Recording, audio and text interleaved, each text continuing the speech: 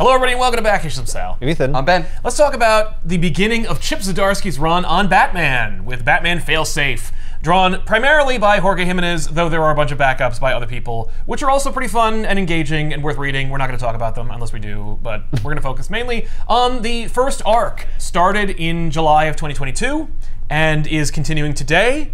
I and many people were like, finally.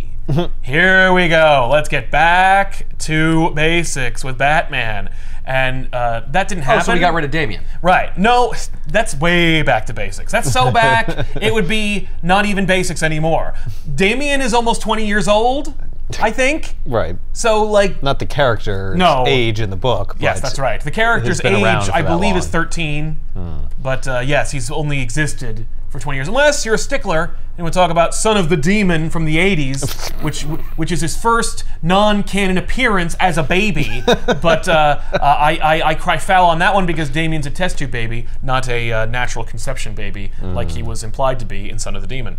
And Jorge Jimenez had already cut his teeth on Tyne of the Fourth's run, so everybody had already been like, yeah, Jimenez, draw more Batman! And Zdarsky's like, I don't see any reason for him to stop. The only thing that Zdarsky told him to do was, I'm going darker, so can you not adjust your style, but more like think about it in terms of making it, you know, like a little darker. And Jimenez is like, yeah, I can do that, and so he does. And it's like, all right, is it perceptible to the naked eye? It depends on what's happening in the story, if it's going to be dark or not. Exactly. Is this story any darker than Joker War? I say no. But it's cool and fun and makes people go, oh, yay! The other thing that we knew about this going into Failsafe was that Tim Drake was going to be the Robin of this run. That Zdarsky's like, well, I'm in my 40s, so Tim Drake is Robin! And people were like, hooray! You know, as long as their kids weren't like awoken by their cheers, because no one under 40 would give a crap, apparently. Well, I mean, they had to hooray at 8:30 because, you know, gotta get to bed early. Exactly, that's right. Hooray! Oh, jeez, I'm tired. Tim shows up at Batman's house, you know, like going like, hey, I saw you were doing some Batman stuff. I figured, you know, like normally you have some need of a member of the Bat family, so how about me for this arc? I thought I'd show up and be Robin for a little while. Is that cool? Well, he is or Tim actively is be always, Robin. I'll be your Robin as opposed to just being Robin out in the world. Right. Being Red Robin? No. No, He'd already he's not dropped the Red Robin anymore, thing. yeah. He is Robin again, but he's like independent Robin, well, he doesn't have except a book, there's no book, so what is he gonna so do? Like, what is he doing? Yeah, but they did give him a book, and it was awful. So, you know, that doesn't help much with the Tim Drake branding, but I digress. So both Tim Drake and Damian have Robin costumes and can like fight crime as Robin. Oh, yeah. And they'll call them Robin. Oh, totally. Yeah. Well, how do you know which one you're referring to when you say, get me Robin? Well, who are you going to get? It's all about inflection. If there's a really disappointed tone, you know they're talking about Damian. You know, that's what we're talking about. If there's a lilt in his voice, you talk about Tim. You know, is the one he's proud of, as opposed to the one that he's constantly disappointed by. I see. At least that's how I see it. Right. Damian doesn't even appear in this book, so let's have some fun. So this story opens with in another reality, or in a dream. Oh. The idea is that Batman's having a dream, but it's a cold open, it's in media res, you're just like, whoa, what's this? And then Batman wakes up and he's like, oh no! And it's just, this is like a dream that Batman is plagued by in Chip's run and nowhere else. Right. Where Alfred is alive and he's tending to the cave, and then a bomb goes off and the three Jokers appear. And you're like, oh no, not the three Jokers. Although, honestly, I remember reading this for the first time and going like, hey, the three Jokers! Hey, I remember those. But two of them are dead, so not that long ago. What the hell? Yeah, exactly. And like, didn't everyone kind of hate that? But also, they're not really the three Jokers. Like, one of them is the Joker that you recognize from like the last Joker War, and one of them is more like a classic kind of animated series looking Joker, and then the other one looks like the Batman Beyond Return of the Joker movie Joker, and you're like, so there are technically three Jokers lowercase t, but not the three Jokers, TM, copyright Jeff Johns. And if you can draw your eyes away from the Jokers for a minute, you can also see they have handedly defeated the Bat family, including Catwoman. It's just three Jokers. It's just three Jokers. And so Batman's like, bah! And of course, don't forget, you know, he's rich, but he used to be more rich. Oh, right. He ain't a billionaire anymore. Right. He's a lowercase millionaire. and that doesn't mean much in Gotham City. Right. And he doesn't have access to the cave. Well, here's the thing. He doesn't have access to Wayne Manor, like they foreclosed on it or something. Oh. And so Wayne Manor is just like over there, and every time that anyone wants Batman to use the Batcave, he just effing does. But he does have a brownstone, and he has a little mini cave that's a lot less like high tech, and he uses that for the most part. But you can bet your bottom dollar that in this story he goes back to the manor and he uses the Batcave. Okay. So whatever. Sorry. Good. Just because they foreclosed, Yeah. like, they owned that house. Yeah. Yeah. There was no mortgage on it. No, but like Maybe he took out a mortgage. I guess he couldn't afford the taxes on it anymore. Oh, maybe. Maybe what happened was when Joker was in charge of all of his assets, he sold it out. from Right, he under turned him. the deed over. Wait, is anyone living there? No Or one it's is living boarded there. up? It's more or less boarded up, but only recently, at the timing of this show, has someone finally owned it. Someone bought it. Oh. And it's Vandal Savage. And you're like, Huh. all right, Fine. how long will this last? Right. He's old, right? He's like immortal? He's immortal. Okay. He's old, right? Yeah, he's old. I'd love it if he was just like lording it over and be like, look, I know it's temporary. Right, but like temporary to me is like your entire life, so you're never gonna get it back.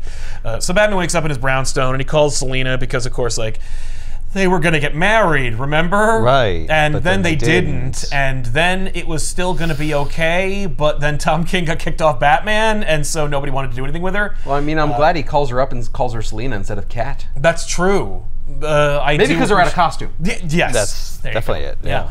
Although she did get a book, and she does have a bow, and it ain't Bruce. Oh. And it was originally not sexual, but then people were like, wait, what? Is it sexual or not? I don't know. And like no one's reading each other's books, so then it becomes that. So Bruce calls Selina because he's sad and he had a bad dream. Right. And Alfred's not here to comfort him, so who do I call? You know, I'm not going to call the 9 Robins I have. I'll call my ex-girlfriend. So he does, and she's like, hey, yeah, okay, it's going to be all right. And then Valmont over in the other room is like, who are you talking to, babe? Why don't you come on down, you know? And she's like, oh my God. And Batman's like, I gotta go. Ugh. And I'm like, I don't like this. That's something I don't want to ever see. Is Batman pathetically calling his ex-girlfriend only to have her new boyfriend be like, hey babe, what's going on? And have him sheepishly hang up the phone and then just like furiously masturbate in the bathroom. The lows of Batman. Yeah, I didn't have time to talk anyway. I gotta go. That's exactly what happens. Like, oh, what? Oh, somebody needs me. I gotta go. I just heard the bat signal, gotta go. Okay. Call me Alfred. And it's wait. Oh, yeah. When you remove like big parts of Batman, it's like you're just kind of going through the motions. Like, but this was a really exciting arc for Batman. But like each subsequent arc has been kind of like, oh, that would be really cool if it meant anything, or if like Gotham hadn't been destroyed 3 times in the last 3 years. You know, like, Right. oh, Nothing means anything. nothing anymore. means anything anymore, and like it doesn't mean anything if the biggest, coolest thing that happens to Batman happens, and none of the key players are around, like Alfred or Gordon or even Catwoman for that matter. Yeah. So Oof. there's a break-in at a like societal associate of Bruce Wayne's. There's this dude who's like is surrounded by cops, and Batman breaks in, and the cops are like, oh, there he goes. This is gonna be amazing.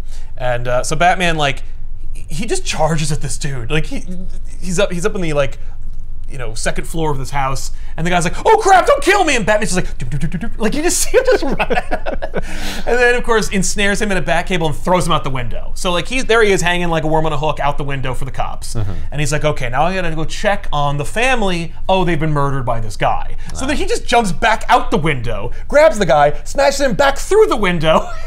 He's like, wait a minute, normally the order of operations is I save a person and then I scare the crap out of them. I did it kind of in reverse order, but this guy deserves more of a beating. Right. So, but I already handed him over to the cops. It'd be like if he like got arrested and then he broke into police headquarters and then beat the crap out of him again. Whoa, you can't strike a man under police custody. Oh, come on, just this once. All right, make it quick. Well, here, let me bust a hole in the wall, and then you can escape, Yep. and then I'll beat the crap out of you again. I just assume he's going to interrogate him some more. Yeah, so he does. In fact, that's true, because he's like, you're just a flunky, like, who do you work for? And we get our explanation in the form of a threatening video that the Penguin has recorded and sent out to the media, in which the Penguin has announced that he's, like, declaring war on billionaires. what is going on with all of the weird references? Dark Knight's Joker. Right. And now we have Batman Returns Penguin. Yeah, that's just... I guess Jorge Jimenez wanted to draw Penguin to look like the Danny DeVito Penguin.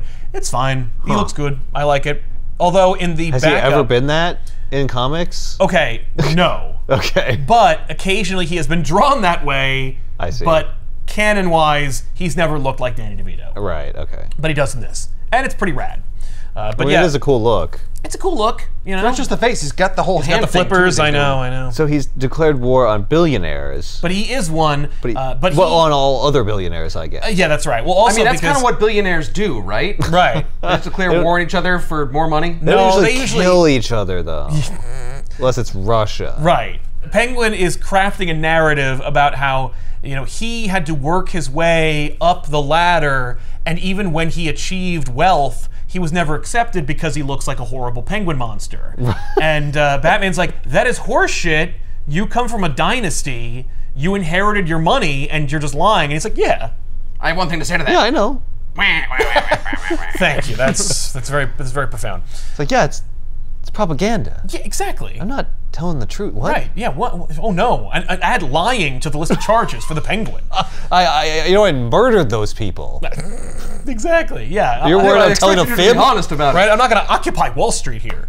So the fact that he's going after billionaires means, well, Bruce Wayne is he's not okay. under threat. That's right. Because he's only a millionaire. Yeah. Yeah. Normally Bruce Wayne would be on the subject list. number one. Well, that would be how we do the Batman story 25 years ago. Right. Penguin declares war on billionaires.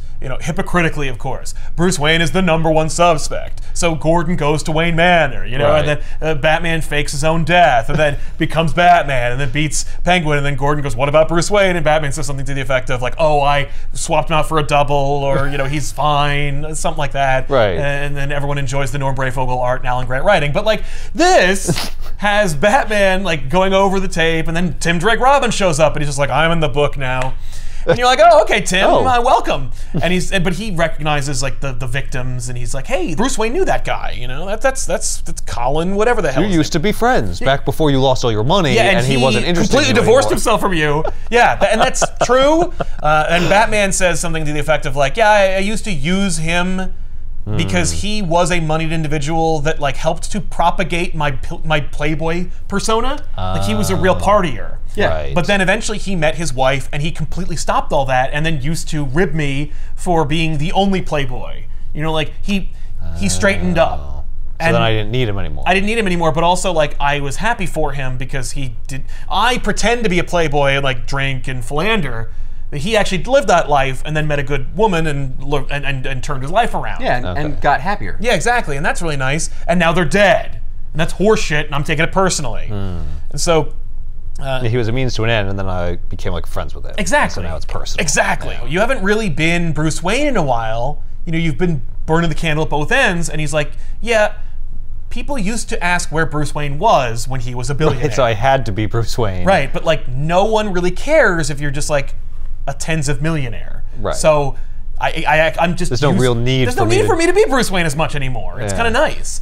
And Tim's like, okay, well, don't get lost in yourself, man, because you're freaking out. And, every once in a while, just show up as Bruce Wayne drunk in some bar, yelling about his millions. That would actually be a really good scene in any of these stories. But he did inadvertently get an invitation to a big gala for the wealthy elite. And he's like, so Penguin's going to go there, and he's going to strike. And Tim's like, are you sure they're still going to have the party? Like after this tape murder?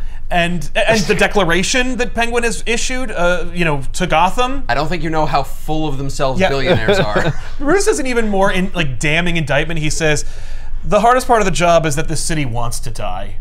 Oh my God. I'm like, that's kind of fair after like Fear State and everything else. So Bruce goes, and he's just kind of like, all right, like he's going through the motions. Like this is a classic Batman story, but like we're not in a classic era anymore. So how do we do this? Yeah, how does it change the dynamic? Exactly. So Bruce has like a girl. Who cares? They go. She's like a little bit less hot than she otherwise would have been because he's only a millionaire. No. She's still smoking. Oh, okay. But they go through the metal detectors. How's it different? Right, how is it different? Not a billionaire anymore? So far, it seems like his life is basically the same. That's right. Isn't there no more Wayne Company? Oh, Wayne Enterprises? Yeah. No, Wayne Enterprises still exists. Lucius Fox is in charge of it.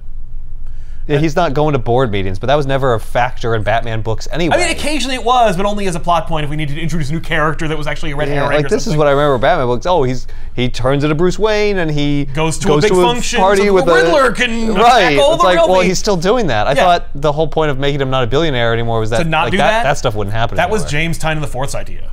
At the end of the day, like, I don't want to do his idea. His idea was like, billionaires are a problem.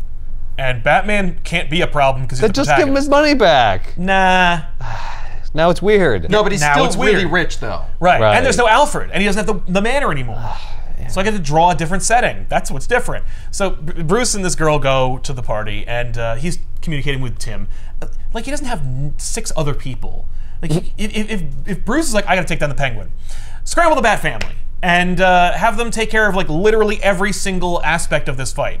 Nah, I'll just call Tim, because Tim was in the room when I decided to do this. So he goes in and like he was like, well, Penguin is gonna have a contingency for this. Like, he's going to attack, check the air filtration system. He'll probably have a gas there. Right. And Tim is there already on the communicator. He's like, you got it, there's the gas, I'm deactivating it now. You know, like, and so you're kind of like, but he's already shortcutted to the end of that reveal. So how is it gonna be different? And as you can see, like, we're not really doing, like, we're doing what you expect. We know how this ends. How will it be different now that things are modern and different?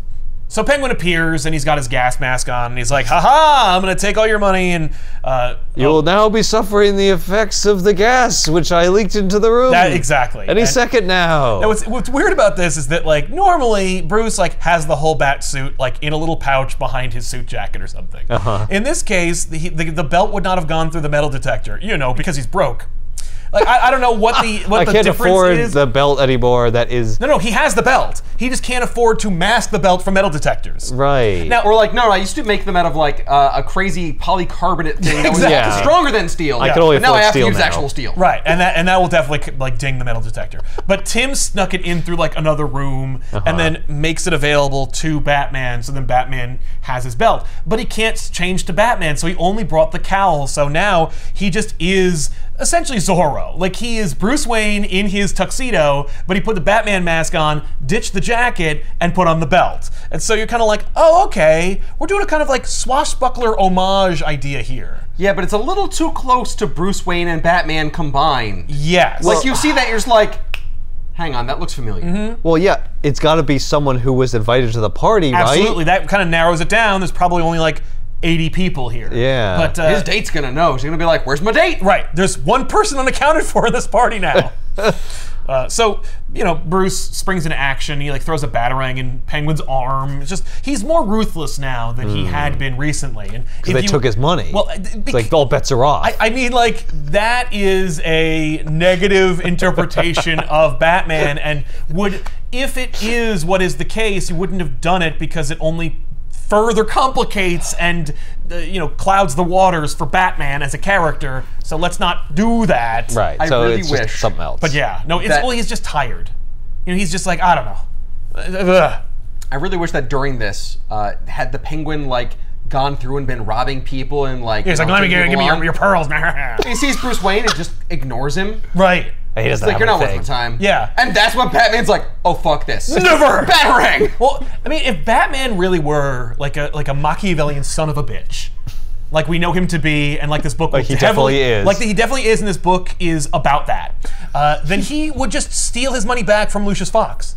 Like, he would just go like, hey, Lucius, give me my effing money back! Which Lucius did offer to do when he lost the money in the first place. But he's like, no. Because Lucius makes the bright idea of being like, you know, like, if you get your money back, like, it's gonna look bad because blah, blah, blah, you know, because we don't want you to do this anymore. Because we want it to be different. I don't have a really good excuse as to why. If you get your money back, you're just gonna be hiring all sorts of actors to fill in for Alfred.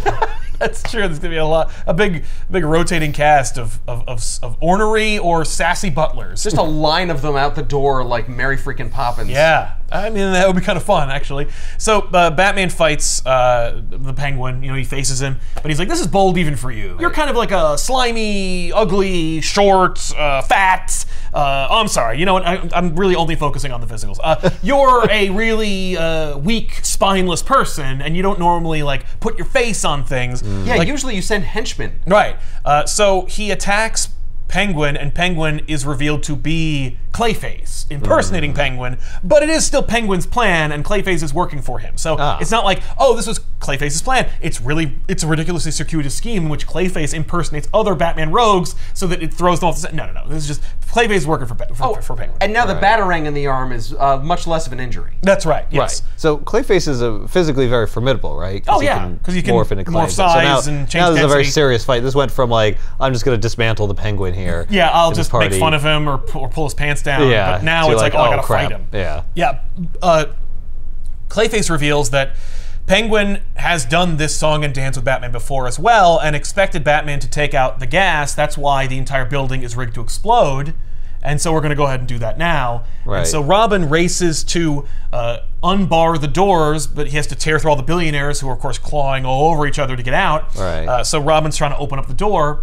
Meanwhile, Batman threatens Clayface by being like, the last time you and I worked together, which of course was like a long run written by James Tynion IV during Detective Comics. Yeah, remember when we were on a team? Yeah, and like there are several heel turns by Clayface removed from that, so he's just a full-fledged villain again. But Batman's like, yeah, I put like a thing in your body that will blow you up. So help Robin and don't let everyone here die, or I'm gonna fucking kill you. And Clayface's like, you're a scary, crazy son of a bitch. I guarantee you're gonna do that. Okay. Meanwhile, Employee of the Month henchman for Penguin is like, I got him, boss. And I'm like, what boss are you talking to? Do you know that's Clayface? Are you so like delirious from your defeat by Batman that you think that Penguin is still here? In any case, despite his delirium, he is able to shoot Tim Drake Robin through the throat. And so Tim is shot. And Tim's incendiary to free the doors open goes off, and so everyone pours out. He's right next to it. Wouldn't that blow him up? Yeah, he was like blown backwards. So I love Batman just pointing at Clayface and being like, save everybody or you die. Like, just like usually not something Batman says. Yeah. So then, Bruce takes him into his arms, calls him son, because he is. Yes. And carries him off to the Batmobile, which of course like is voice activated and super powerful, but don't forget he's not a billionaire anymore. Right. So he puts Robin in the car and he's like, I don't have time to like take you to the cave, bring you to Leslie Tompkins, Alfred's dead. I can't take you to the cave. I don't own that anymore. No, he can go to the cave, but it's just like there's no time.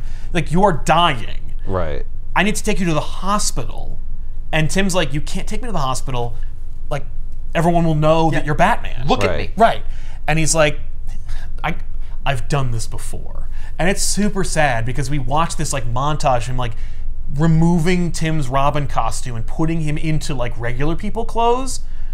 And it parallels when Jason Todd died and how he was able to hide his identity by finding Jason's mangled corpse in a Robin costume and then stripping the corpse naked and putting it into different clothes, right. So the Ethiopian police will be none the wiser. Right. And he's like, this is something I should not be familiar with and that I should not be doing, and I've done it twice now because like the mission is more important. Like, what is wrong with me?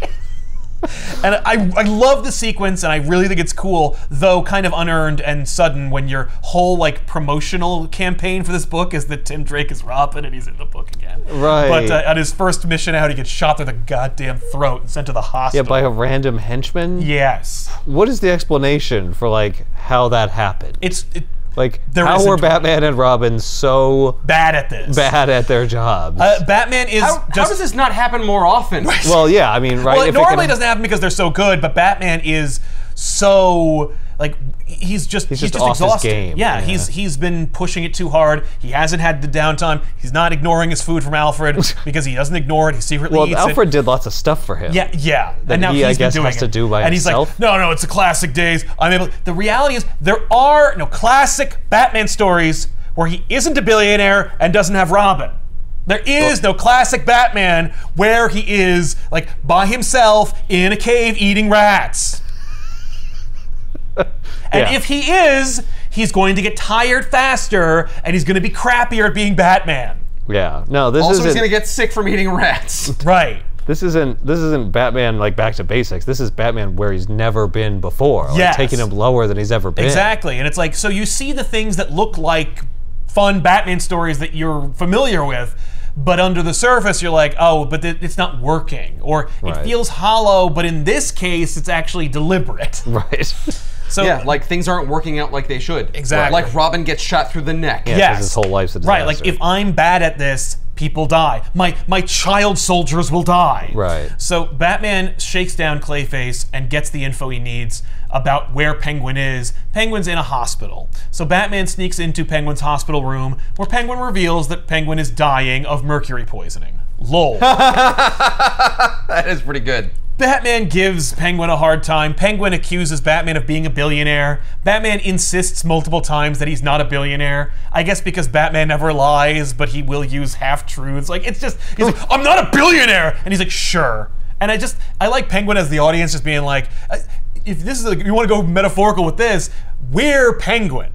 We're dying from overexposure of the familiar. And Batman is insisting, wearing his classic Batman costume, doing classic Batman stuff, that things are totally different than they used to be. And us just straight up not believing it. Why does Penguin think Batman's a billionaire? Because he got invited to the goddamn party. Oh, okay. I mean, so he just came up with that. He doesn't say that. No, this is implying that Penguin's always known who Batman really is or something. Which is like, so we can make a shorter list of villains that don't know who Batman is. But if he knew, then he would know that he wasn't a billionaire. Exactly. So he doesn't know, but he knows something about him. Right. Or he's been out of practice for a while. Knows that he's going to get it back soon. He's like, sure, you're not a billionaire. Yeah, but you just have access to billions of dollars whenever you need them. Exactly. And also, you could be a billionaire if Lucius gave you your money back. Yes. Which you turned down for some reason. Which you turn down every morning. Every morning you choose not to be a billionaire. But if you ever needed that $1 billion, you would be a billionaire again. Which you do because your lack of money caused your nebulously teenaged son to be shot by a random bullet from some thug. You know, Batman's like, well, anyway, the police are outside, everyone's ready to take you to you're going to jail. Right. Even though I have no evidence to tie you to this crime. No, I got all kinds of stuff. Oh, okay. So then Penguin is like, I did forensics and stuff, I guess, off page. Right. That's right.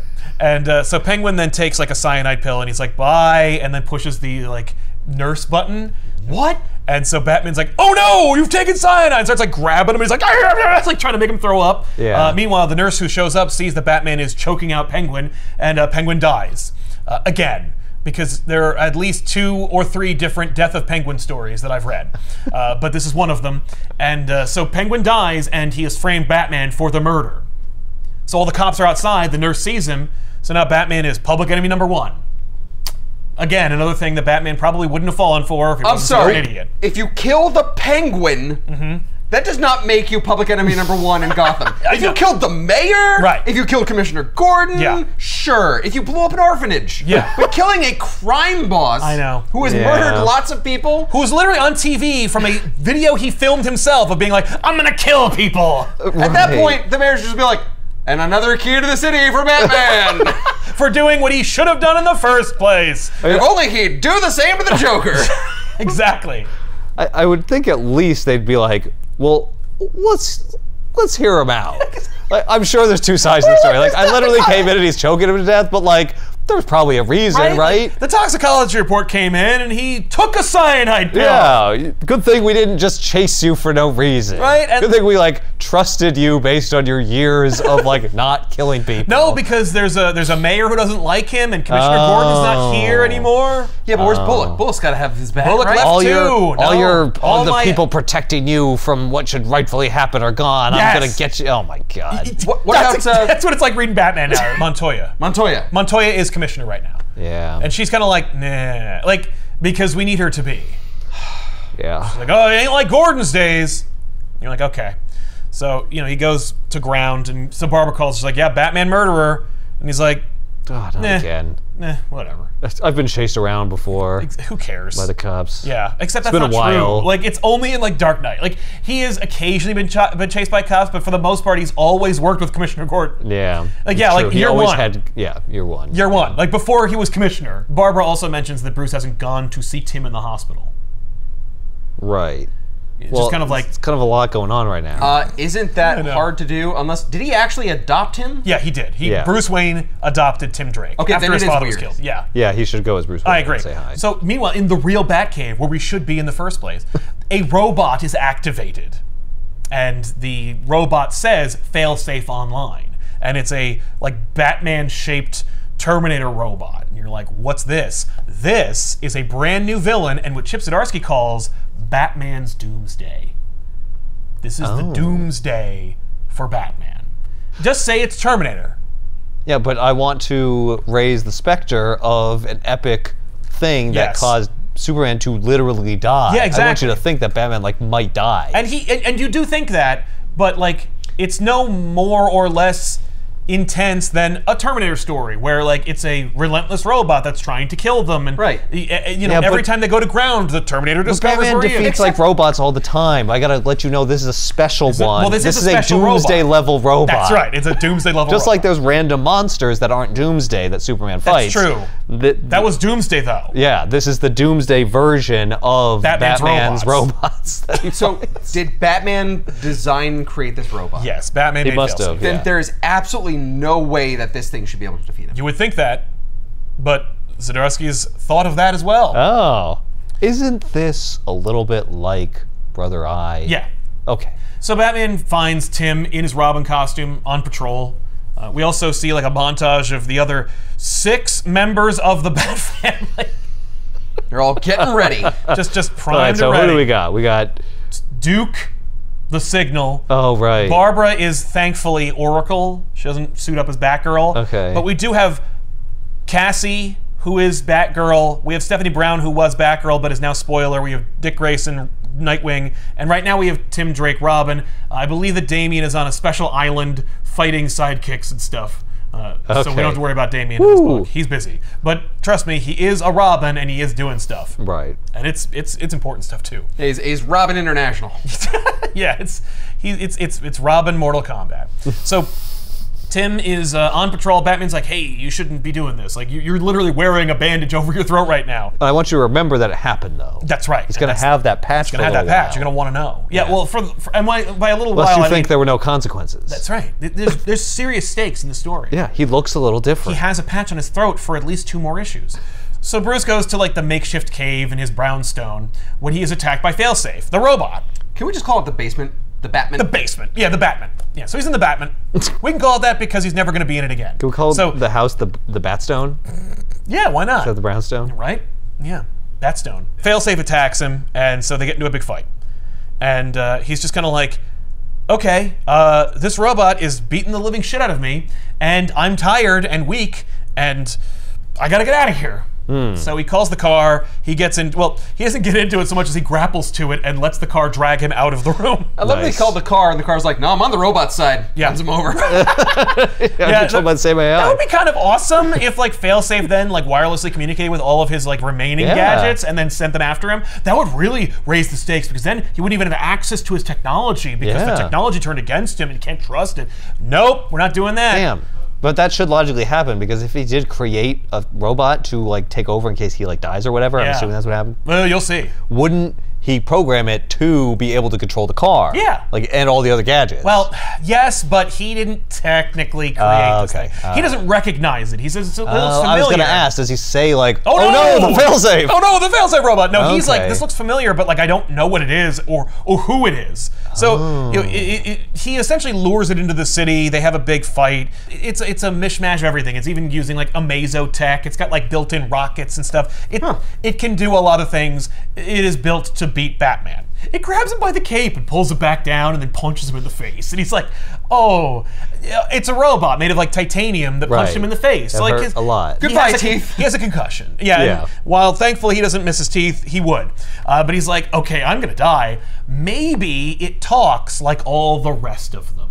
So he's like, who are you? And it just says, justice. Failsafe. And then the Bat Family shows up and they say, you know, they try to rescue Justice. You can be Justice, I'm Justice. Exactly. And they get it off of Batman, but it immediately just pancakes them.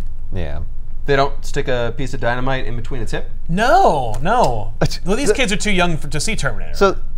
So they just try to like kick it and stuff. Yeah. It's like, a robot. Batman's fight with Failsafe is never him trying to like punch it. Because like, and I would imagine what an interesting and freeing Batman fight knows that would you be. can't like, punch a robot. You can't punch a robot. It'll hurt your hand. It'll only hurt you. What? Haven't you seen that Boston Dynamics video where you kick the dog and the dog's like, I don't care, I can still stay up. Yeah. Like, oh.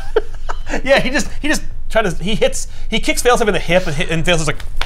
Oh my God! They should somehow. That would be hard to draw, but I kind of want to see that. If anyone could do it, comics. Jorge Jimenez could do it. Which just like maybe like a just a sequence of him be like if his like a legs bunch of small panels of it like making each intricate movement to stabilize compensate. itself. I don't like how good it's getting. Yeah. So Duke springs into action and fights Failsafe while Tim swoops in to get Batman out of there. He's like, "You're gonna die. You're going to die. It's time to go." So says the kid with a bandage on his neck. Says the guy who's missing his front teeth. That was uncalled for. Yeah, please get me out of here. Just get in the car. So then they get in the car and they drive away. And as they're driving, they're like, "Oh no! Like Nightwing's on the case." It's a really fun triumphant moment where you're like, "Yeah." Nightwing, like the next best thing to Batman, has arrived. Yeah, and so he launches his motorcycle over the Batmobile, which is going in the opposite direction, and then just flies it at Failsafe and dives off of it. Nice. Oh, and it explodes. Yeah, and it explodes. Yeah, he's like, I'm going to blow up the robot. Yeah, exactly. Yeah. No more cycle. Now we're taking Nightwing back to basics. What's he gonna do? Nightwing got a sizable inheritance from Alfred, so Nightwing actually might be richer than Batman. Oh, I got like 7 of these. Exactly. I got plenty of night cycles. So Nightwing tries to communicate with Oracle to get like weaknesses and finds out that Failsafe is jamming their comms. So they can't communicate with each other. He also pops Duke's helmet off and then scans it, getting info that will allow him access to all the new caves that Batman's built since Failsafe was designed. Oh, whoops. Because Duke is the newest, so he'd have the newest information. I can tell you're the newest. Yeah, they did call Leslie Tompkins to meet up with Tim and Batman to help with Batman's concussion and subsequent broken bones. Right. But Failsafe has arrived, and he's like, no. Oh, so wait, he scanned the helmet and then he just left? Yeah. He's like, okay, what I needed. So like, he's only there to fight Batman. I see. So he doesn't care about the Bat family. Robins, they're just in the way. Exactly. So yeah, they're useless. Exactly. They're not part of the mission. So Tim there's takes a mission. Yeah. Okay. Tim takes Bruce to the real cave, and Bruce then Dark Knight Returns. He goes into the darkest regions of the cave. Not unlike when he was first defeated by the mutant leader in Dark Knight Returns and takes off all of his clothes. Yeah. But in this case, it's now who built the failsafe. And so he goes into I have a theory. Yeah? What is it? Is it John Paul Valley? No. Oh! You thought Azrael too? You crushed it. That's awesome. What a great pitch. No. Damn it. Yeah, because like, if I go, there needs to be a Batman. Exactly, exactly. And Bruce is a paraplegic, so there's no way. So I had Harold design it. That's why Batman can't counter for it. Now, nope. I don't know why it would have been activated in this scenario, so that doesn't quite work. I assume it has something to do with Robin being hurt? No. Okay. You'll see. All right. But it's not. It's the I love that I had the same. I love that. Yeah. Yeah, this is from the 90s. I think it was because of the costume in the back. Yeah. I assumed Azrael had something to do with this. Yeah, no, it's not. It's not. So more recent than that. Kind of. Yeah, it is more recent, but also not. Oh. It actually predates it. Interesting. So Batman goes into the darkest region of the cave, finds like an old trunk, and then gets the costume he needs because he needs to become the Batman of Zur-Anar. And the Batman of Zur-Anar is, of course, a like failsafe in and of itself that Batman created in case his mind was under attack. We saw it kind of like retconned into its current state from Batman R.I.P. from Grant Morrison. Yeah. That was, of course, a pastiche of the original Batman of Zur-Anar, who was a like golden age story where like there's a literal other planet, right? Where this dude figures out who Batman is from like radio waves or some nonsense, and becomes the Batman of his planet, Zur-Anar. Then Batman himself comes to that planet and discovers that, like, the sun gives him Superman-like powers, so that Bruce Wayne becomes the Superman of the Zur-Anar planet, and Batman of Zur-Anar is the Batman of that planet. And there's a really great, it's a fun concept and a fantastic episode of Batman Brave and the Bold, but I digress. The Batman of Zur-Anar that we're dealing with here is a Batman without Bruce Wayne. It is like a pure Batman that exists to do what Batman can't when he's too weak or too human. Also, it's supposed to be like a psychic defense mechanism, but like we're only focused.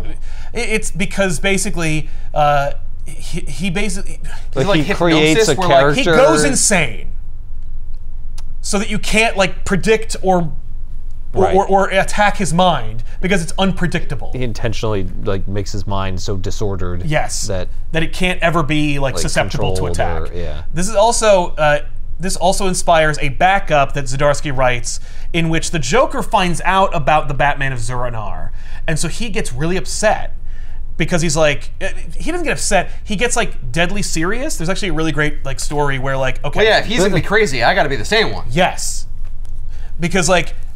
It's around the time when Dick Grayson became Robin and things got softer, you know, because Batman was no longer like a pulpy detective murder story. It was in fact like a comic book for children. And so Joker had to get like silly, but then eventually he didn't anymore, and it's because they were like, well, you know, what the hell. So in this, the explanation is that Joker finds out about the Batman of Zur-Anar, or at least hears rumors that like, basically Batman is crazy.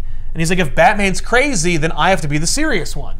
So then he gets like deadly serious, and it's cool because like they get all these like crimes where Jokers kill people, and the smiles that he makes them have aren't pure smiles; they're fake smiles.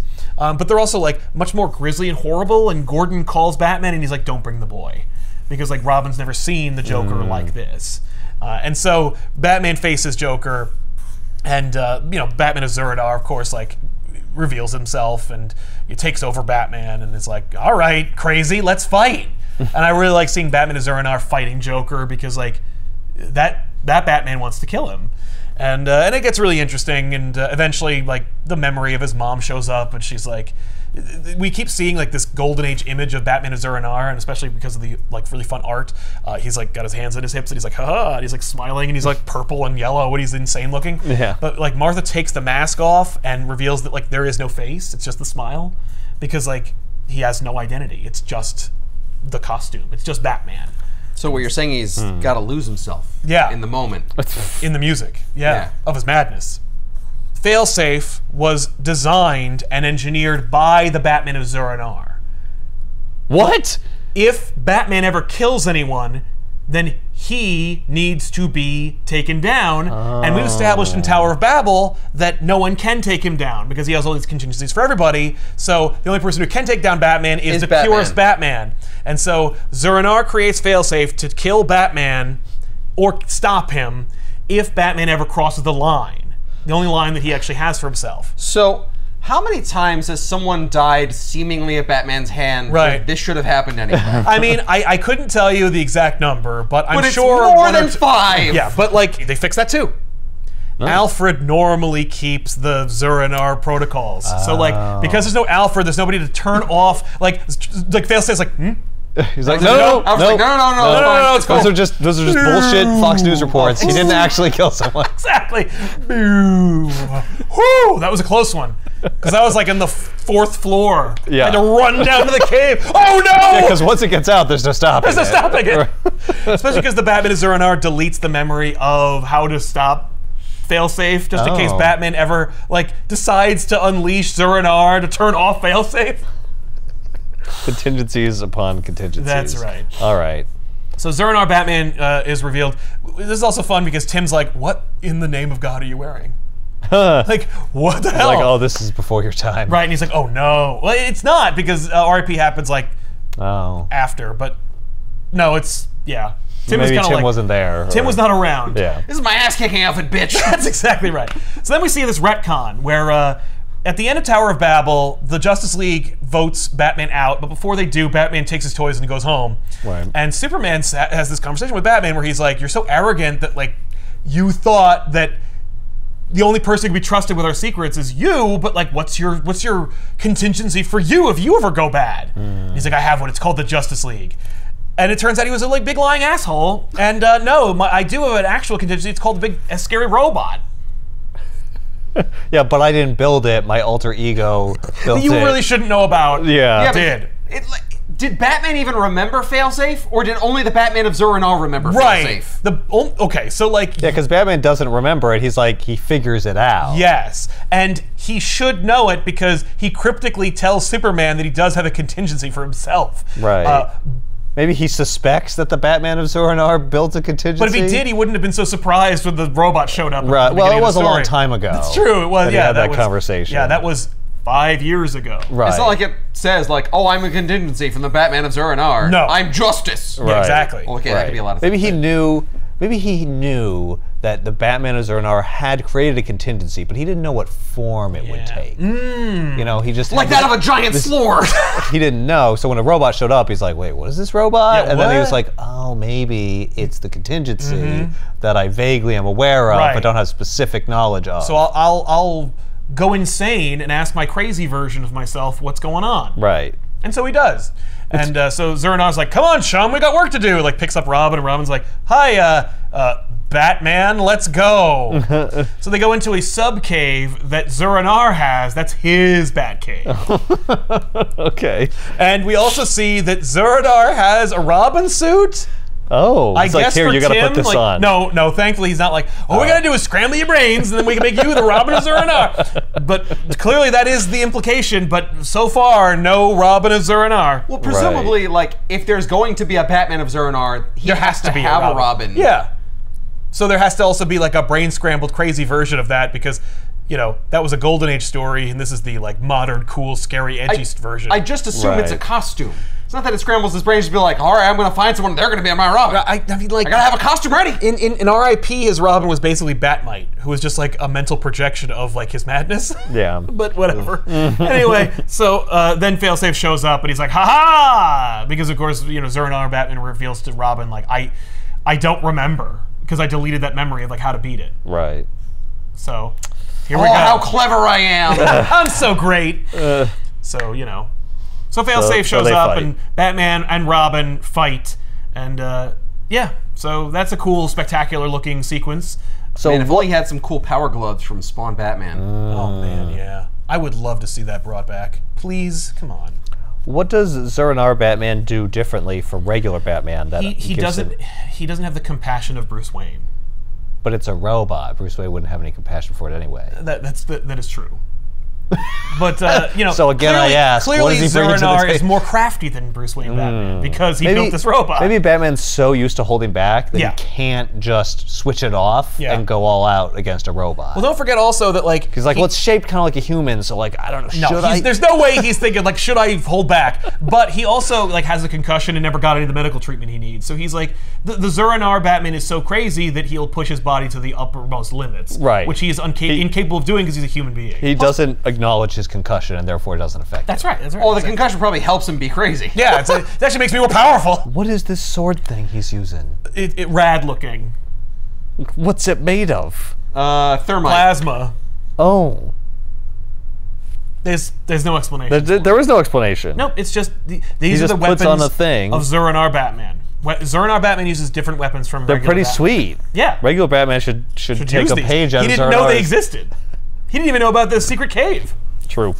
Why is this robot so hard to kill? Because Batman of Zur-En-Arr designed him to be like a failsafe against Batman. So Batman can't outthink it, and anything that Batman would think of, Failsafe has already a contingency for. And that's essentially why he has to be the Batman of Zur-En-Arr so that you can't predict him. Exactly. But also, like, I think Failsafe is essentially an avatar for all of the like Batman contingency Bat-God nonsense that people criticize him of being. Like, this is the manifestation of all of Batman's contingencies in one foe. Yeah, but he's also like really strong, and that's like actually the more important part because they already successfully hit him with a motorcycle that blew up, which would have killed Batman. And a lightsaber. And a lightsaber, which would have killed Batman, and dropped rocks on him, which would have killed Batman. Yeah. So he hasn't actually evaded any of their successful attempts to kill him, which would have killed actual Batman. That's true.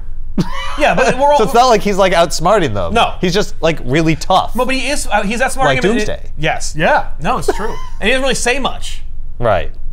If he learned like Doomsday from every interaction and got stronger from it, then he'd be the Doomsday for Batman. Right, yeah. But he doesn't even do that. It's just that he's scary because he knows where they're going to be, or if he doesn't, he figures it out, like Batman would.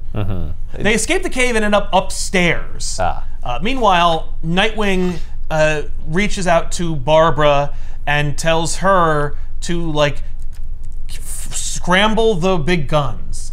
Like, we need help here. And the Bat family got our asses handed to us in like 13 seconds. Could you please call Superman? So they end up back in the manor. They're trespassing in this manor that he doesn't own anymore, or something, or whatever. Yeah, shouldn't Vandal Savage be home? No, he hasn't bought it happened yet. He hasn't bought it yet. That's very recent. But they fight, and you know, Failsafe explains, like, Failsafe's like, oh, it's the Batman of Zur-En-Arrh, like my creator. If you are truly like a Batman without Bruce Wayne, like, what does that mean? You know what I mean? Like, does that mean that you're like more sentimental? Like, what is that? So he's like, explain that to the readers, please. Exactly. So he's destroying like paintings of the Waynes, and he's getting to an Alfred portrait, and Zur-En-Arrh's like, get away from Alfred! So they attack. The robot is doing that. Yes. I guess because it knows it will antagonize him. Yes, because the robot has no emotions. Why would the robot care? Yeah, but he knows that Batman does. Yeah, but this is the Batman of Zur-En-Arrh, right, but so if he's the most Batman is very covetous of the Batman, of the institutions of Batman. Like, Alfred being one of them. Right, like he should go to like Alfred's grave and like smack it around a little bit, or go to like Gordon's house and like take his pants off. Like there should be a lot of. Because I was thinking like what Zur-En-Arrh is with Bruce Wayne removed, and Alfred was Bruce Wayne's butler, but I guess he was also Batman's butler. Yes, he was a soldier in Batman's army. Yeah. Because like Failsafe refers to the Robins and the Bat family as a family, and Zur-En-Arrh replies, no, they are not my family. They are soldiers in my army. Okay. We also see the subconscious of Bruce Wayne deep within the catacombs of Failsafe's mind, screaming out about how he's like, I opened you, like I woke you up to deactivate Failsafe, and he's like, I can't. So what? Batman really thought that he would just turn on Zur-En-Arrh Batman, and he'd just like turn off. Just go pew, or like he'd type a code into a thing and just shut him off. Yep, and he was wrong. Well, maybe he was wrong. It turns out Failsafe had deleted that memory of how to stop him anyway. Right. So he's like, well, now I'm. All I can do is stop him by being Batman, which I know how to do because that's all I am. Blah. But what gets Zur-En-Arrh off of Batman's back is that Batman insists that Tim Drake is not a soldier, but is in fact his son. And then Bruce Wayne takes over, and now Zur-En-Arrh's back in like the recesses of his mind. Failsafe, of course, has lit a fire, so Wayne Manor burns, but don't worry, it's not like it's going to burn down. So they're fighting, and it's a spectacular and grisly sequence where Failsafe is now beating the hell out of him, and of course now he's Bruce Wayne, so he remembers he has a concussion again. So he's dying. Right. And he's just been batted around, no pun intended, and lands on the steps in Wayne Manor and proceeds to like see hallucinatory ghosts of the people that matter in his life, and he's like, you know what? It's a pretty good death. I'm dying in my house, surrounded by my family, made by my mistakes. All right. And then everything gets cold. Everything freezes in the room. And Failsafe turns his attention. And Superman says, I'm going to need you to back away from my friend. Yay. They do call Superman. So Superman appears. And it's such a goosebump-inducing moment in the book when you're reading it. It's just awesome. Yes. So, of course, Failsafe pulls out 2 kryptonite weapons out of his person and attacks Superman. Because, like, even though he was created to stop Batman... Batman would definitely use Superman to stop Failsafe, so I gotta stop Superman too. Even though if Batman had killed someone, you would think Superman would be opposing Batman, not on Batman's side. Right. But Batman's like, no, what if I talked my friend into being permissible in me killing people? Yeah, what if it's Lex Luthor or something? Yeah, then I would need Failsafe to kill him too, because that would mean he was also corrupted in addition to me being corrupted. Also, what if Lois dies and he just becomes evil? Yeah. Right, but also I'm killing people, and I need Failsafe to kill everybody. They should just send Failsafe to the Injustice universe. Like, there, we solved it. Failsafe, of course, stabs Superman. You know, he like lures Superman in and then does like a cool like backwards move. But then Green Arrow shoots Failsafe with an arrow and blows up, his head. Doesn't, of course, penetrate, but, distracts him. Right. The Justice League has been deployed. Right. Martian Manhunter shows up, and we see Tower of Babel all over again, but using a robot Batman. Because, I've been built by Batman. You don't know that. Although I should give it away because I look like Batman. Right. But, the Justice League steps in there. I love this moment. Like they called the Justice League because they knew that it Superman would be enough. Prepared to fight all of them. So it's like, well, you'll need all of them. Exactly. Yeah. But the Bat family doesn't know that Batman built it anyway, so everyone's pretty much in the dark about the origins of Failsafe. All they know is a bat-shaped robot is beating the shit out of Batman. Right. Yeah. There's a great moment where Green Arrow, Black Canary, Hawkgirl, and Martian Manhunter are fighting Failsafe, and both Bruce Wayne and Superman are just dying on the floor of Wayne Manor, and they're like, "Hey, hey man, are you still here?" He's like, "Yeah." So then Batman, of course, "Hey, your stuff sucks, you dick." I know. I'm sorry. Why did you build that? Why did you do another Tower of Babel on us? Right? I don't know. That's so horrible. Okay, you're like the worst friend ever. I didn't. The Batman of Zur-En-Arrh did. What the fuck? What does that even fucking mean? Okay. Does that have something to do with that insane outfit you're wearing? Yeah, it's directly connected. You know, how, okay, imagine if I did a Tower of Babel on myself. That's what this is. Oh, Jesus. That sucks so much. So then Batman, wills himself to not have a concussion anymore, and he, pulls the, knife out of Superman's body, and then tries to stitch him up. He patches him up and then just passes out on top of him.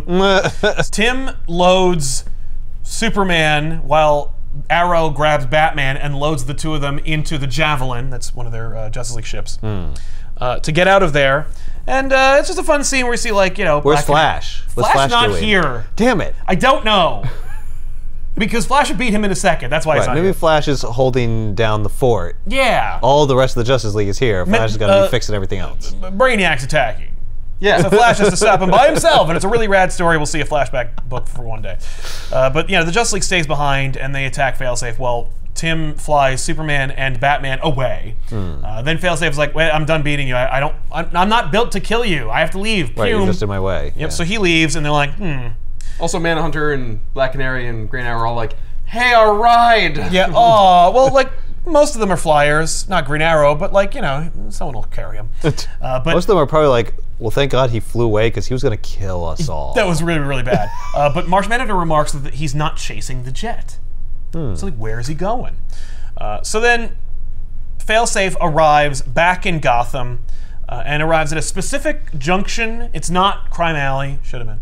But he arrives in a specific street corner in Gotham. Right. The Justice League attacks, and this is when we reveal that Bruce Wayne technically owns that area of Gotham.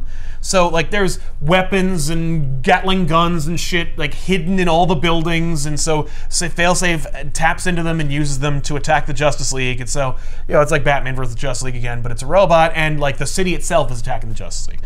So he lured them there. Yes, exactly. Oh, so he does want to kill the Justice League. He just needs to stop them because they're always going to keep stopping it. Right. So he's smart enough to know he's not like a Borg. Yes. He's smart enough to know that even though my main objective is over there, these things are gonna stop me, so I'm gonna kill them first. Yes, well, and he has business in Gotham that he wants there's to something do. else. Oh. So Bruce wills himself off the gurney, dictates to Tim to take Superman to the fortress where he can go into a Kryptonian healing coma and get better. And I gotta go, because Failsafe will never stop. He can't be bargained with. He can't be reasoned with. Right. But before he leaves, Bruce Wayne basically says to Tim, I'm proud of you. I'm probably going to die. He doesn't say that. He says he does the opposite. He's like, I'm so proud of you, Tim. I'm proud of you as Robin and the man you've become. I'll survive this. And then jumps off the thing and lands in the ocean. Does he become the Zur-En-Arrh Batman again? Not right now. He's just wearing that insane costume right now. Yeah. Okay. Because he didn't have time. I assumed he was going to be like, I'm very proud of you. I have to go away for a little while. Right. Zur-En-Arrh's taking over again. Yeah. And he's going to use you. Old chum. Yeah. Okay, so that is Zdarsky's entire run is about the Batman of Zur-En-Arrh taking over. What? Yeah. What? But right now it's just about Terminator, and that's kind of cool. But yeah, the whole damn run is secretly about Batman of Zur-En-Arrh. I mean, he's in there. Again. I just thought that was going to be a thing Me too. for this book. Oh no. That's literally everyone who read it. We were like, oh, I thought that was just this one thing that one time. He's like, no. No, that's the introduction to the arc that is the Batman of Zor Noir. Yeah. How great is this? Batman falls into the ocean, and of course Aquaman goes and recovers him and puts him into a aquatic healing coma where, you know, he uses... It works real fast. Aqua technology to heal Bruce. It's like glacier water or something. Yeah, and... he uses waterbending. That's right. Somehow Aquaman also has access to like Batman stuff, so like he gives him like a new Batman costume that is just, and this would be a great opportunity for us to get a McFarlane a new cool Aquaman-based Batman suit. But instead, it's just the Batman costume. So I left a Batman costume with all of my Justice League friends. Keystone City, Central City, Coast City, Metropolis, and Atlantis all have secret bat caves in them. Oh God, Bruce, I really don't want to maintain your secret bat cave in my city. Right? Like, why would you don't work here. And it'd be really cool if like, I don't have one of my suits in your city. Yeah. That would be ridiculous. But you do have access to our estuaries and rivers and streams and oceans. You could. You could if you wanted to. Okay. It'd be really neat if All he's I'm asking for is one suit. I don't have any powers like you. Yeah. I need suits everywhere. I need suits everywhere. And it'd be cool if like he put a suit in there, like I did that in like 1989. So like it's a blue suit. Like blue suit, but it's also like moth-eaten. Right, like there's old stuff in there. It's like the thermite went bad. Like a little bit moldy. Yeah, no. There's like seaweed like stuck It's just like the suit he was wearing in the beginning of the book. There's barnacles on it.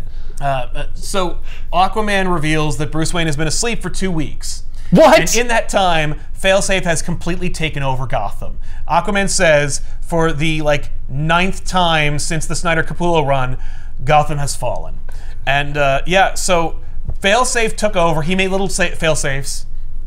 Oh my God. Like Jaws. And why would he do that? He just wanted to kill. Yeah, because Batman's gone. Because Batman wouldn't show up. Yeah, so he's gonna. Yeah, I obviously didn't kill him, so you know, I'll wait for him to come back. No, I will lure him out by I'll take over Gotham. And he is also allowing street crime to run rampant throughout Gotham, which Batman should not be able to stomach, so he'll have to come back. You have to come back here. You have to come down here, Batman. You have to come down here.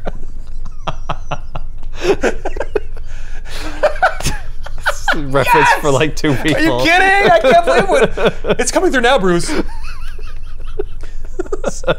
This is okay. This doesn't make any fucking sense because the whole purpose behind the failsafe was that Batman killed one person.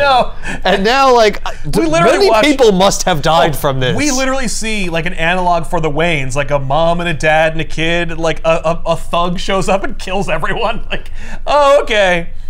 So the failsafe can't be worse than Batman.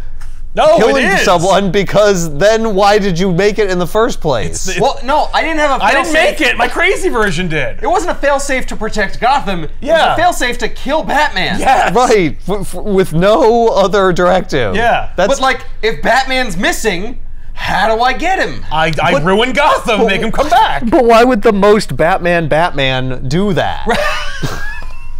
Well, the most Batman. I didn't know he was going to do that. You know, I thought he'd kill you by now. So the Batman of Zor Noir is just like an idiot. Well, he is crazy. Like he didn't mean for any of this to happen. Yeah. He wasn't like, oh, it's executed, it's programming perfectly. He'd be like, oh, jeez. Yeah, it's a perversion. Oh no, I fucked up. Yeah. Maybe it's kind of like Mr. Meeseeks, where it's just like, I'm not supposed to be online this long. Existence is pain. I should have been able to kill you already. Kill Batman in like 5 minutes. Yeah, I just want to die. Oh, also, like Failsafe like perverts Barbara's body and like plugs her into his system and uses her like enormous like oracle brain to run the whole like Failsafe contingents and what? So, like any heroes that show up and try to stop Gotham are beaten in non-tie-ins that don't exist. And I guess thanks, but like we see a whole. Thank God this was not a friggin' event, right? Like she is basically Cerebro. But like we see like Plastic Man and Wonder Woman, they all try to go in there and stop them, and Failsafe either like captured or beat them or rebuffed them. So so this is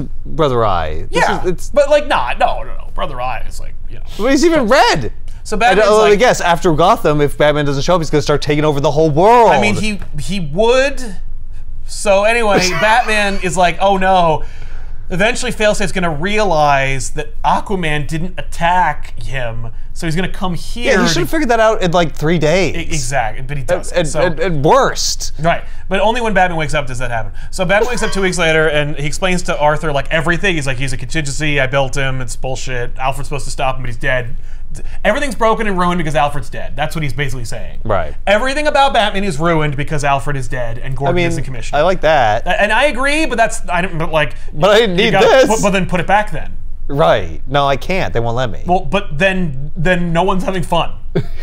Yeah, then I don't care about this. Everything's ruined because Alfred's dead. Yeah, okay. And Alfred's always going to be dead, so everything's ruined for Batman forever. Great. Don't you want to keep reading? No. So Aquaman's like, all right, everybody, circle up Atlantean hordes. A robot that dressed like Batman is going to show up and try to kill Batman. Don't let him happen. Don't let that happen. Let's go. And one of the Atlanteans is like, point of order. Who gives a shit about Batman? Right. We're Atlanteans. Why don't we just give him Batman? Yes. And Arthur says to that, he goes, how many times have you saved the world?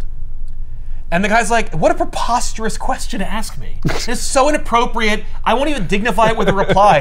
And Aquaman goes, if you asked Batman, he would need to take a minute to figure out how many times he has. You owe him at least one of those times. Now get your ass in line. How about I'm your goddamn king? He's not right now, which is why he's like, you're not even my king. And he's like, shut up, man. Right. So then but I shows am up. a board leader, and I'm telling you what to do, so you're going to do it. Right. I guarantee you, there's no way that Atlantis doesn't have access to news from topside. No, that's true. Well, that's how he knows that, like, you know, he took over Gotham and stuff. Yeah, it's not that they don't know. Saying, like, they're just. Oh, you mean these Atlanteans, like, knowing about Batman saving the world? Like, no, they just don't care. They should have some idea. He saved the surface world. Yeah, exactly. So. When was the last time he was down here cleaning up coral? Yeah. That sounds like land business to me. Right. You're part of this world, aren't you? So Failsafe attacks Aquaman, and he's like, I'm gonna kill Aquaman, Atlanteans, unless you give me Batman. And the guy who's like, who cares? Is like, yeah, he's over here. Like, I'll draw you a map. Let's go. Mm-hmm. So he takes Failsafe to Batman, and Batman already left. And he used one of Aquaman's teleporters to go to other places where there are teleporters, break them, and then teleport to the Watchtower on the moon. Mm. So now there are no ways to the Watchtower except for the direct route. So Failsafe like flies there from Earth, which should take him days, but takes him only seconds. Well, yeah. I guess because he takes a javelin, but like whatever. So Batman is now on the moon. The moon. All right. So Batman wanted to lure Failsafe away from Earth. Yes, exactly. And away from everybody else he cares about. Yeah. That's right. So Batman then like attacks Failsafe with like the defense mechanisms of the Watchtower, blowing up the javelin and, you know, stranding Failsafe here seemingly. Right. And here's where we get to the most. If you thought this was like, this is kind of a stretch. It's kind of preposterous. You have no idea what's coming. Oh. And people for months after this one issue came out have been asking me what I think about it. Oh, so finally you get to... We get to like really set the record straight on like how we feel about how Batman gets out of this bucket of syrup. I assume Superman shows up, right? No, you assumed incorrectly. Superman does show up later, but not now. Yeah. So Batman shoots Failsafe with like a gun from New Genesis that pierces his armor, but only slightly, before Failsafe, of course, destroys it and then attacks Batman. Batman then goes into a like special teleportation room on the Watchtower and pulls a Superman 2, which I think is dope. He's just hoping that Failsafe isn't clever enough to figure out what Superman 2 is. Maybe he didn't catch it. Failsafe takes a few minutes to get there, but when he does, he arrives in the teleportation room. Batman's in the teleporter, and he activates the teleporter, and then the room starts to come apart, and Failsafe realizes that he inverted the teleporter. So the teleporter is working in everything in the room, and not in the teleporter. So Batman remains on the Watchtower while the area around the Watchtower just starts teleporting. So Failsafe is then teleported to the Hall of Justice, along with like pieces of the room. Right. Though the Watchtower is seemingly destroyed, so I would assume that like all of the Watchtower in different pieces would be teleported to the Hall of Justice, destroying both the Watchtower and the Hall of Justice. Right. But neither of those things happen. Shouldn't instead, you just teleport him into the sun. That would have been a great idea, and instead that doesn't happen. Maybe it doesn't have the range. Yeah. And Batman is now floating in space. Thankfully, his cowl has the cowl that he got from Atlantis that's been sitting in Arthur's throne room for years. Has like a special mask that seals off the only fleshy part of Batman from space. So I didn't realize his bat suit was also airtight. Yes. So he. Why does he pick the Hall of Justice to send Failsafe to? Because the Hall of Justice has like defense mechanisms. Oh, and, it's like, another place with defenses and stuff. And it has like a warning system, so it'll tell the Justice League where he is. Oh, okay. Maybe the center of the Earth. Oh, that would have been a great idea. That would have been much better. And then you see him digging. And then every issue. For like 3 arcs, he's digging. Oh my God! And then he would be like Doomsday. Yeah. Doomsday appeared and he was like under the ground. So Batman's like, okay, Javelin 1, come get me. Javelin is inoperable. Javelin to every Javelin. All Javelins are broken. Failsafe broke them all on the way over there. John! Right? Yeah. Again, great idea. But instead, he's just floating in space outside of Earth. He's like, I'm gonna die. Here we go. Yeah, either Failsafe's gonna find me up here because he knows where I was and he can get here in like a second, so he should actually be here by now. Right. Or I'm just gonna die in space. Right. So he's like, his oxygen levels are being depleted, so he finds a like derelict Javelin floating there. He grapples to it. He jerry rigs the oxygen tank from the Javelin and hooks it up to his own oxygen system so he can breathe again. And then he takes a piece of the Javelin and jumps onto it and then fires his grapple gun behind him, giving him momentum to head towards Earth. And he reasons that he has like, I think, he needs to get up to like 40,000 miles per hour in order to get to Earth in a timely manner. And I think he has like, I don't know, like 63 like shoots of the grapple gun to get him to where he needs to be able to re-enter Earth's gravity. Yeah, I don't think you got enough grapples for that. Yeah, but he does, and so no, he does though. Yeah, so then he does the grapple gun fire at 400,000 miles per hour? Yeah, sure. Because if it did, you cannot reach that speed. Yeah, well, especially because the mass of that grapple gun is way smaller than his mass plus the mass he's trying to accelerate that he's holding on to. So like, it would do almost like nothing. Actually. Yeah. It would just. Right, but didn't you see Gravity? Remember when she has that fire extinguisher or whatever? Yeah, and she's not going anywhere near fast enough to travel from the moon to Earth in any reasonable time frame. How are you going to survive re-entry? That's a great question. He realizes that the oxygen is going to explode, so he has to like let that go, and then starts flying. He rips the trunks off of his Batman costume, remarking to himself like, I told Clark that the trunks were a good idea. And then uses the trunks because his mask breaks. It starts to crack. So he wraps his mouth up with the trunks from his Batman costume and deploys his cape flaps to slow his descent. No. Lands. No. and manages to do so. Haven't you seen parachutes that slow down the capsules? Yeah. He can survive the heat of re-entry. There's no way. Well, no, the suit, it's reinforced. How it can survive space. Okay. So he lands. I can imagine this. Just gotten in the Javelin and used the Javelin back to what are you talking about? You sit in the Javelin, you hit the button, like the distress button. Yeah. Because then he wouldn't have fallen from the moon to Earth by himself. Right. More like Batman Failsafe. I do that. That's. Thank you. That goes up on the board. Bored of things Ben has said that makes his friends question their friendship. No, that's a classic. Okay, I could believe that the suit could survive re-entry. Maybe it's made of some thing that could survive re-entry. But it would get so hot, it would melt him in it. Right. No, it's pure asbestos. Well, remember, he has to fight like characters like Firefly and stuff, so like it is heat resistant. Yeah, but the quantity of heat that we're talking about here is far greater than anything he would have faced. Well, that's why Earth. he lands in one of the poles. Yes. So that he's got to cool off real quick. He cools off real quick. And he lands like thud, and then emerges from his crater with no broken bones. With no broken bones or injuries. Cape deployed. Yeah, the cape. So then Superman wakes up from his like chamber. And Tim's like, "Hey, you're not done," and he's like, "No, I'm on my way." Batman. I feel like I'm needed. I feel like I was needed maybe an hour ago. He hears Batman's heartbeat or whatever, and that wakes him up.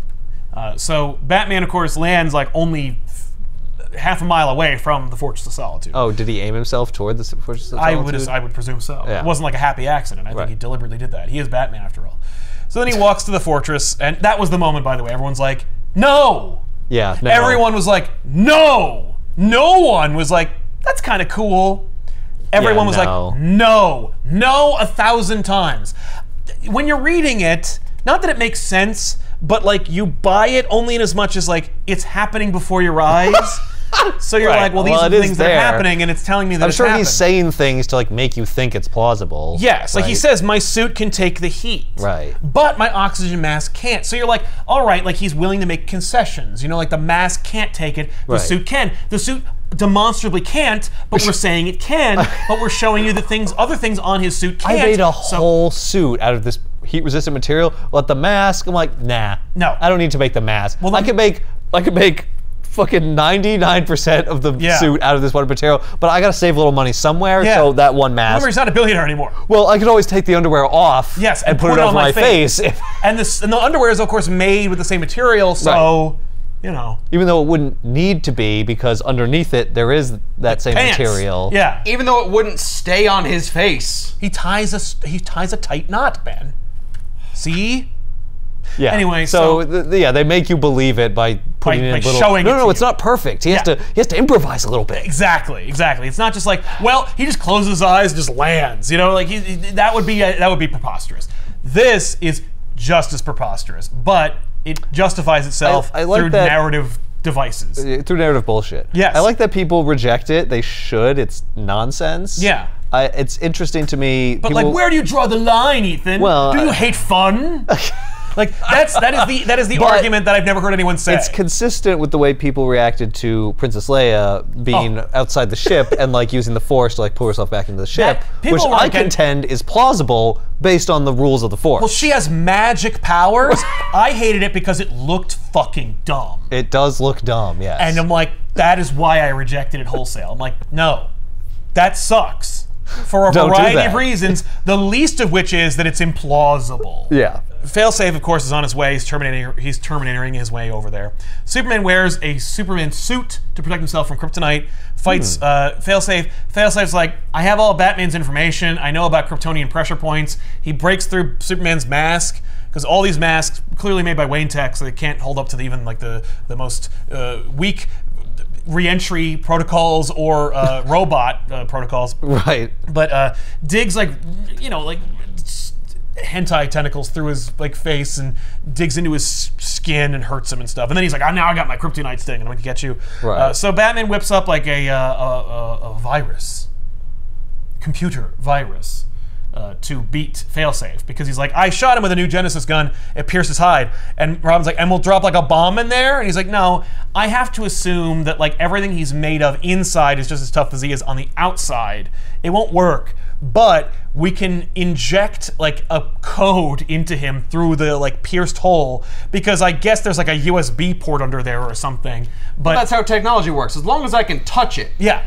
Well, it's like, I mean, like, look, if I can send a picture to your phone from my phone just by hitting like a thing, then I can upload a virus to a supercomputer robot that could have kryptonite inside of it and fly through space. Yeah, but that's like Wi-Fi, but you wouldn't need to like break his armor for that. No, that's true. But we do because it's like a comic book. So he gets this like, and maybe it's because it's Kryptonian, it's special. Well, how would a virus be able to stop him? Wouldn't it know that Bruce could create a virus to defeat him and have contingencies against that? But he's not contingent on this. This virus is a conscience.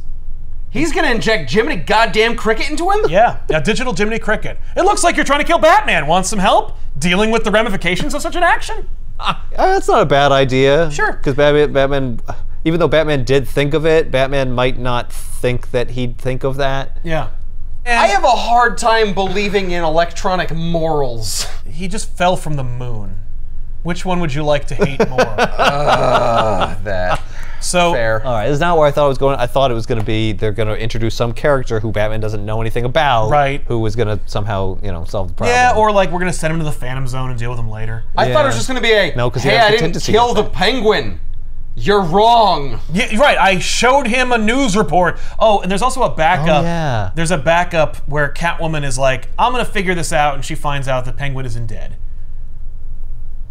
And he lives in Metropolis, and he's just trying to live a quiet life. I guess they couldn't do that because any investigation into Penguin's death was preempted by Failsafe taking over the city. Exactly. So like probably nobody knows that Penguin isn't really dead, or that he died by cyanide or whatever. Exactly. So yeah, Penguin didn't die. He faked his death. He left, and he'll be left alone until Tom King's Penguin ongoing series, which, frustratingly enough, is great. I knew you were gonna say that. Like I read the first issue, and I'm like, damn it! Oh my god, this is so good! Damn it! I'm not here for this. Because like, Matt Reeves like, we're making a Penguin show. I'm like, I'll be fucked before I watch a goddamn Penguin show with no Batman in it. And then they're like, and we're making a Penguin comic book to tie in with the show, which we can't make because there's strikes going on. I guess I'll read that. Shit! It's brilliant! I have to watch the show now when it comes out. Yeah, I'm sure it's good. So then Batman tells Tim in a kind of rallying moment, like, he knows how to beat Batman, but he can't beat Batman and Robin. It's like, bitch, he beat like 5 Robins. But yeah, 6 of them simultaneously. Exactly. I already did twice. Well, yeah, but I bet you won't do it again. I bet I do. So then the two of them, they team up and they fight Failsafe. And it's actually a really cute moment because Batman talks about why all the other Robins are assholes. He doesn't even mention Damian. Thank you. And but he's fighting and he's like, Dick Grayson always went off book. Jason never bothered to learn my moves, but Tim wanted to be Robin and liked being part of a team. So like when I do a move, Robin knows the counter. Like Robin knows the punctuation. Right. So Tim and Bruce are a perfect partnership.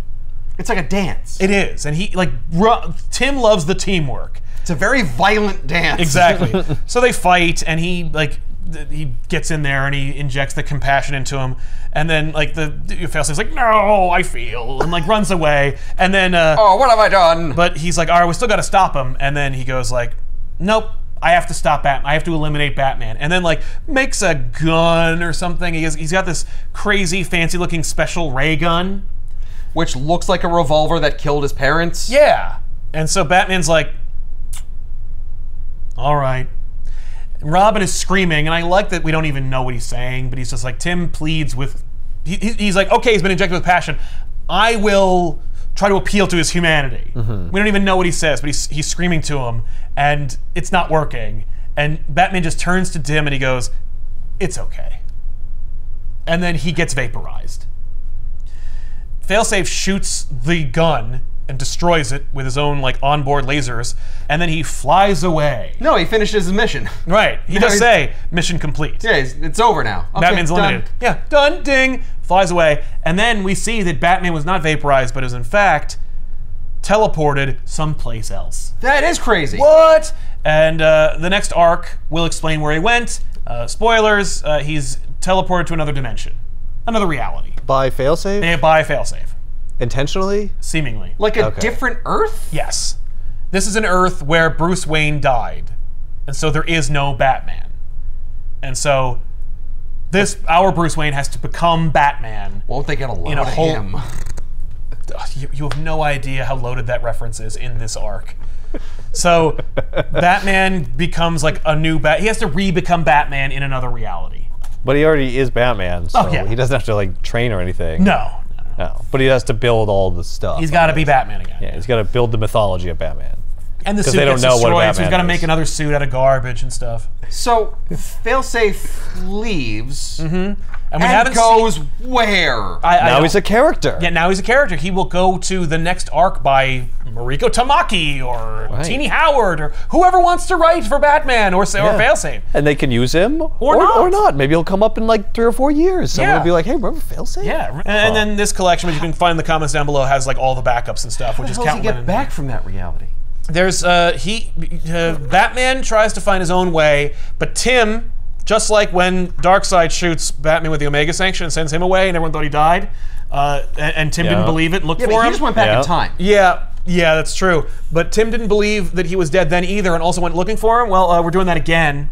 Right. So Tim is like, well, I think maybe he's like, he's not in this reality, so I'll go through the multiverse and look for him. So the backups are all about Tim basically strong-arming superhero friends like Mr. Terrific into like making him a multiversal armor that he will then be able to use to navigate the multiverse to find Batman. That's kind of cool. It is cool. Maybe they could have, I'm trying to think, okay, how could I have done the same story but fixed it? Maybe you pulled him from another dimension where that AI, or from the future. Yeah, from the future, And then reprogrammed him. Yeah. Oh, how about this? In the future, right? Like the future. There's, you know, on the path that Batman's on right now, where he sucks and he's bad at this. Yes. Eventually, he will snap and take over Gotham. And like, that's not too far beyond the realm of possibility because we've seen like a police state Gotham in like things like Kingdom Come, right? And so all of Gotham is patrolled by fail-safes. Like there's 100 fail-safes in the future. Like 100 years in the future. Like one day I'm gonna die. My body's gonna give out and Gotham will need a protector, so he like invents the fail-safes. Because they're much better than the Sons of Batman. Well, and they won't die. Like they'll and they can't be killed, and they will always stick to the mission. They're never gonna have morality or change things or meet a girl and move on. Like they will always do the mission, right? I am basically a robot anyway, so eventually these fail-safes. And one of them is plucked from the future. And sent back, and it's like you failed. You know what I mean? And so it's like Terminator. Where it's like, it doesn't care about like the ramifications of like unmaking itself. So it's like gonna kill Batman. Because then you have like the ticking clock of like, there's hundreds of them in the future. So we need to like stop that future from happening. Or protect ourselves from any more fail-safes. Like one fail-safe took care of the Justice League. And took over Gotham. There's 50 of them in Gotham in like 2055. Well, you know? But that's like, what if there was an army of Doomsdays, which we've seen? And that's sold. Well, which is a shame. It's like a looming threat. It's not. You're not actually fighting them. It's like, you're just like, we need to prevent that. Also, that would set like, yes, you have to prevent it, but that is what happens though. So like, how do you prevent it? How do you stop Batman from like going down that path? Like part of it is like knowing it happens, I guess. But like learning that like maybe if you were less like an asshole, you won't make fail-safes, you know? Like, and then you find out that Zerna did make the fail-safes. Like, I never even invented, like, I would never make a fail-safe. That was always Zerna. Yeah, but you invented the person that did make the fail-safe. You could also... And I need therapy. You know, like, because that's really what like the lesson of this is eventually. It's gonna be Batman ain't gonna go to therapy. Well, that's true, but he should. Wait, does the Zernar Batman come out while Batman's like trying to build a new Batman in an alternate reality, or is that later? No, that does not happen. But like, it is a problem. But it's a ride I enjoy, and the multiverse story, I enjoy it for the most part. Like, we'll find out more if we do that one later on. But, also, the art is fantastic. Oh, it's beautiful. And Jimenez leaves Batman for the next arc to go work with Mark Miller, but then he comes back. So. But yeah, he's great. I need to give a quick shout out to Tomu More, the colorist for this. You know, Jimenez's art is incredible. You can see the pencils, and it's just like, oh yeah, no, this is gonna work no matter what. But More's colors, like, just blast off the page. The objectionable scene with the lightsaber is so cool looking. You're just like, I don't care. Looks really good. It's just really cool. It's like painted. Like many parts of this look painted. But like the digital effects, like work. They don't feel like cliche or gimmickry. Like it's just great. So and the backups are fun too. Not so much the Catwoman one, but I really enjoy the Joker story. I really enjoy the ending on this now that I'm reading the actual words, where Failsafe is like, I need to eliminate Batman, and then it's like, he has a problem, says cannot. And so when he shoots him, and Tim's like, you were supposed to be compassion. He's like, that was compassion. I sent him away. Like you don't know. I gave you the hint that, and you could see Robin saying like, no, he said that was compassion. Maybe that means that maybe he teleported him somewhere. Maybe he went somewhere. Exactly. And I guess like that makes sense that Failsafe would send him to a world without Batman, because he's like, maybe that'll teach him to become Batman again, or it's a place that needs Batman. You know, like, this place doesn't need you anymore because you crossed a line. But maybe this other place can. I'm removing you from this reality. So it's like I killed you. It's like I killed you. Exactly. I did eliminate you. I eliminated you from reality. Yeah. If that was said in any real reality, you'd think you killed me. So yeah, no, it's true. The writing is on point. Everybody's in character and fun, and all the dialogue I read was like, oh, this is well done. It's good. It's all good. It's definitely worth reading. So anyway, we'll see you guys next week with another episode of Back Here's Some Sal. I'm Ethan. I'm Ben. So long. Keep reading.